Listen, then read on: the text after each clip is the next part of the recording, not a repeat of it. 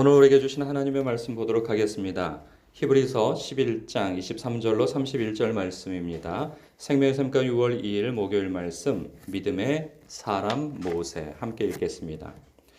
믿음으로 모세가 낳았을 때 그 부모가 아름다운 아이임을 보고 석 달 동안 숨겨 왕의 명령을 무서워하지 아니하였으며, 믿음으로 모세는 장성하여 바로의 공주의 아들이라 칭함받기를 거절하고 도리어 하나님의 백성과 함께 고난받기를 잠시 죄악의 낙을 누리는 것보다 더 좋아하고 그리스도를 위하여 받는 수모를 애굽의 모든 보화보다 더 큰 재물로 여겼으니 이는 상주심을 바라봄이라.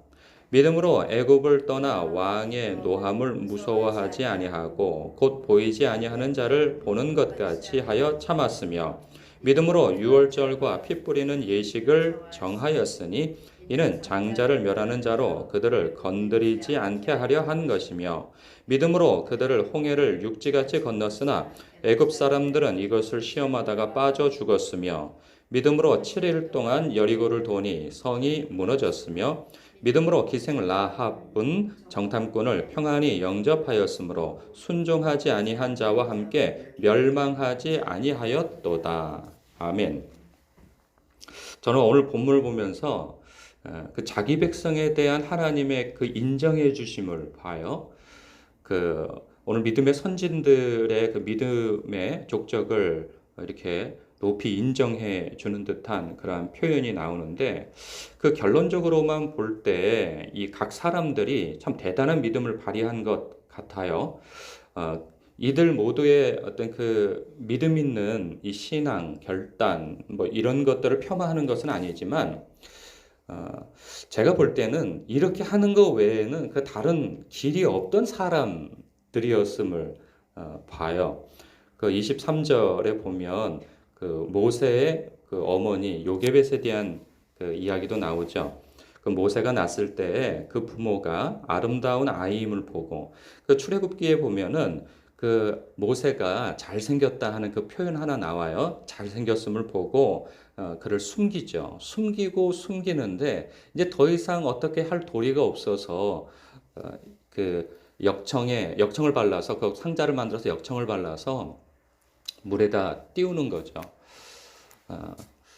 어느 부모님들 자기 자식 잘생기지 않았겠어요? 그리고 어떻게 하든지 이 아이를 보호하기 위해서 애를 쓰는 것은 다른 부모도 마찬가지였을 것입니다.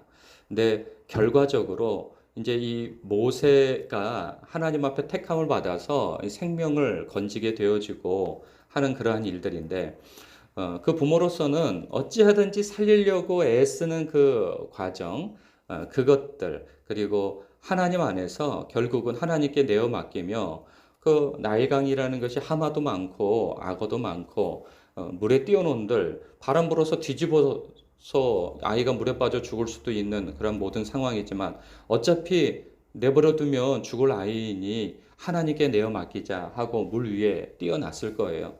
하나님께서 그 아이를 살리신 거죠. 어찌할 도리가 없이 그 아이를 하나님 안에서 기도하면서 살리려고 몸부림을 쳤던 그것을 하나님께서 믿음으로 인정해 주신 거죠. 어쩔 수 없는 상황.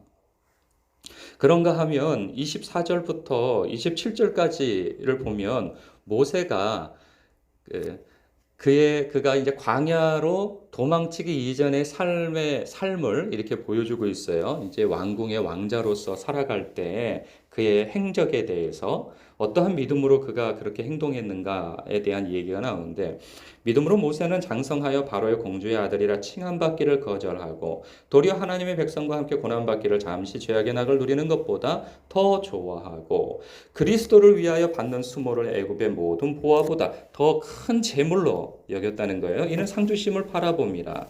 믿음으로 애굽을 떠나 왕의 노함을 무서워하지 아니하고 곧 보이지 아니하는 자를 보는 것 같이 하여 참았다. 이게 동의가 되십니까? 그 출애굽기만 봐서는 이 부분이 잘 동의가 되어지질 않아요.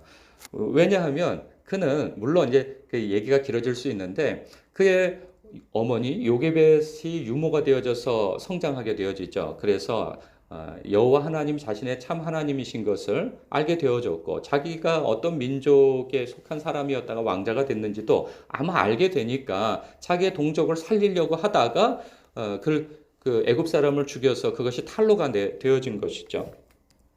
그런데 이러한 일들은 그가 도망가고 뭐 하는 것은 자기의 목숨을 부지하기 위해서 도망쳤던 것이었고, 그리고 그가 광야에서 미디안에서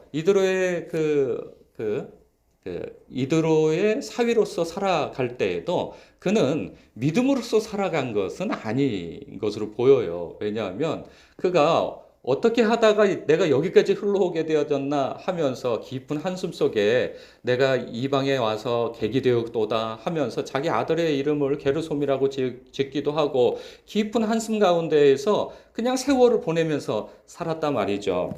그에게는 다른 도리가 없었어요. 그렇게 사는 것 외에는. 그러나 그가 하나님 앞에 부름받아 순종하고 여차여차 하는 사는 과정 속에서 하나님께서 그를 인정해 주신 거죠. 그래서 그의 과거의 모든 삶까지도 하나님께서 믿음으로 행하였다라고 인정해 준 하나님의 인정하심이 보인다는 거예요. 그래서 28절을 보면 이 유월절 애굽에서 이제 출애굽시키기 직전에 그 유월절 사건이 있죠. 28절 믿음으로 유월절과 피 뿌리는 예식을 정하였으니 이는 장자를 멸하는 자로 그들을 건드리지 않게 하려 한 것이며, 이제 10가지 재앙의 그 9가지 재앙이 끝나고 10가지 재앙 때 그 피를 문설주에 피를 발라서 이 죽음의 어떤 신이 지나가게 이 죽음의 사신이 지나가게 하는 그러한 것, 그가 하나님께서 명령하셨으니 한 것 아니겠어요? 그가 이것을 미리 알고 어떤 방법으로 미리 알았겠어요? 하나님께서 알려줘서 그렇게 한 것이고, 그리고 믿지 않을 수 없는 것이 지금까지 9가지의 하나님의 그 전능하심을 경험하지 않았습니까? 이 애굽을 하나님께서 무섭게 다루시는 말씀하신 대로 행하신 것을 이미 9번이나 보았단 말이에요. 그런 상태에서 10번의 이 하나님의 명령을 그가 어길 수 있습니까? 어길 수 없죠. 하나님께서 그를 처음 그 시내산에서 부르셨을 때 그의 모습을 보십시오. 그의 모습은 저는 아닙니다 하고 하나님 앞에 극구 만류하여서 그 하나님의 명령을 거부했던 사람 아니었겠어요? 그러나 결국은 하나님께서 택하셔서 강권하여 이끌어 그에게 많은 기적과 표적을 보여주시면서 내가 전능한 하나님이다 하는 것을 그에게 충분히 보여주셨단 말이죠. 그러니 10번째의 기적을 행하는 것에 대해서 하나님 앞에 통로가 되어줄 수 있었던 것이죠. 하나님이 아니라고 한다면 이런 믿음이 가능이나 했겠습니까? 그런가 하면 29절에 보면 홍해를 건넜을 때도 그래요. 이스라엘 백성들이 믿음이 있어서 건넜습니까? 이 홍해가 앞에서 가로막히고 뒤에서 애국 군대가 쫓아왔을 때 그들은 울부짖었어요. 우리가 여기서 죽게 되었구나 하고 울부짖었단 말이죠. 그러나 하나님께서 모세의 마음을 단단하게 해서 너희는 가만히 있어 여호와 됨을 보아라 하는 그러한 말씀 속에서 결국은 하나님께서 이 물을 갈라서 바다를 갈라서 그들을 건너가게 하신 것 아니겠어요? 그 자리에서 견뎌낸 것이죠. 그들은 뭐 대단한 믿음을 발휘한 게 아니에요. 그냥 하나님께서 그냥 다 해주신 거죠. 30절에 볼 때에도 보면 여리고성을 무너뜨린 그 믿음도 얘기가 나와요. 그 전에 무슨 사건이 있었습니까? 그 전에 그 요단강을 갈라가지고 물벽을 세워버리신 것을, 그 우기에 물벽을 세워버린 그 기적을 하나님께서 보여주신 거예요. 아니 그것을 보고 안 믿을 사람이 누가 있습니까? 여러분은 그거 보고 안 믿을까요? 물벽을 그냥 세워버린 거 아니겠어요? 믿음이 그냥 연약하게 이럴 데 없는 사람들도 그 장면을 보면 하나님께서 그 다음에 너희들은 다른 거 하지 말고 이 성만 돌아라? 그거 안 하겠어요? 하죠. 그런데 하나님께서 그걸 믿음으로 쳐주시는 거예요. 야, 너희들 믿음이 있다. 이렇게 쳐주시는 거예요. 하나님께서. 31절도 보십시오. 믿음으로 기생 라합은 정탐꾼을 평안히 영접함으로 순종하지 아니한 자와 함께 멸망하지 아니하였다. 기생의 고백이 무엇입니까? 그는 그 기생으로서 많은 사람들이 자기 집으로 오며 가며 그 이스라엘 백성에 대해서 그동안 말한 것을 많이 들어왔어요. 출애굽에 대한 소식, 자기가 태어나기 전에도 있었던 그 출애굽한 그러한 애굽, 그 세대의 최고의 강대국을 무너뜨리고 나온 그 이스라엘 민족을 보호하시는 여호와 하나님에 대한 이야기를 들었단 말이죠. 그리고 그 여정 속, 광야 여정 속에서 하나님의 돌보심과 그리고 이 여리고성 앞에까지 임박했을 때 그 물벽을 세워가지고 그들이 그 마른 땅을 건너온 사건을 보고 그들은 오금에 절어가지고 어찌할 바를 모르는 그 상황을 다 예의주시하고 보고 있었단 말이죠. 하나님께서 모든 상황을 다 만들어 놓고 아니 그 정탐꾼이 자기네 집으로 걸어 들어왔는데 살 길이 열린 거 아니겠어요? 그거 선택하지 않을 사람이 누가 있어요? 그런데 하나님께서 그녀의 선택을 믿음이 있다 이렇게 이야기를 해주시는 거예요.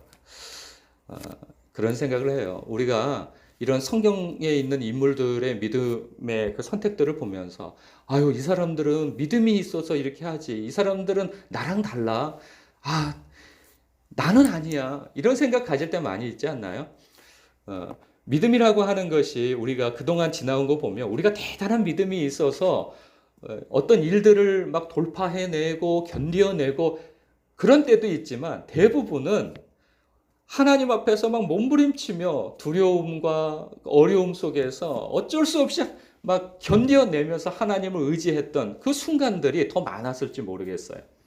그런데 어느 순간 하나님께서 길을 내어주시고 기회를 주시고 사람을 붙여주시고 그리고 견디어서 이겨내게 하시고 해주셨단 말이죠. 지나고 보면 내가 대단한 믿음을 가지고 있었던 게 아니에요. 그런데 하나님께서 그 길을 앞서 행해 주시고 내 마음을 끊임없이 격려해 주시고 내 마음이 스스로 격려가 되어지지 않고 하나님의 음성이 잘 안 들리면 사람을 붙여서라도 그 위기를 건너가게 하시는 그 수많은 경험들이 있었단 말이죠. 중요한 건 무엇이냐면 그러함에도 불구하고 믿음 안에서 그 자리를 지켜내고 그 시간을 견뎌내고 그리고 그 시련과 어려움을 하나님 안에서 견뎌낸 것, 그것을 하나님께서 믿음이라고 봐주신다는 사실이에요. 그래서 중요한 것은 무엇이냐면 하나님 안에서 견뎌내는 것이죠. 하나님 안에서. 딴 데 가서 견뎌내는 것이 아니라 하나님 안에서 견뎌내는 것. 그럼 하나님께서 실제로 나는 참으로 이 스타일 다 구겨져가면서 눈물 콧물 흘리면서 주님 살려주세요 하고 그냥 온갖 믿음 없는 그 속마음은 두려워서 어찌할 바를 모르나 지나가서 하나님께서 그 시기가 지나고 난 다음에 하나님께서 너는 참으로 믿음이 있었다 하고 이렇게 인정해 주신다는 거예요. 저는 그 사실이 얼마나 위로가 되고 격려가 되고 하나님이 이렇게 인정해 주신 거예요. 당신이 다 해놓고서는 그냥 우리한테 그 공을 돌려주시는 거예요. 네가 했다. 우리 하나님은 그런 하나님이신 것을 발견합니다. 여러분 삶 가운데 하나님 안에서 견뎌내는 그 일 하나님께서 인정해 주십니다. 그 시간을 견뎌내고 자리를 견뎌내고 그 사건들을 견뎌내고 사람을 견뎌내고 너는 참으로 믿음 있는 자다라고 이렇게 하나님께서 인정해 주신단 말이죠. 여러분 그러한 인정 속에서 오늘도 여러분의 자리를 사람을 시간을 그리고 어떤 사건들을 주님 안에서 말씀 안에서 견뎌내시는 여러분 되시길 주님의 이름으로 축복합니다. 기도하겠습니다.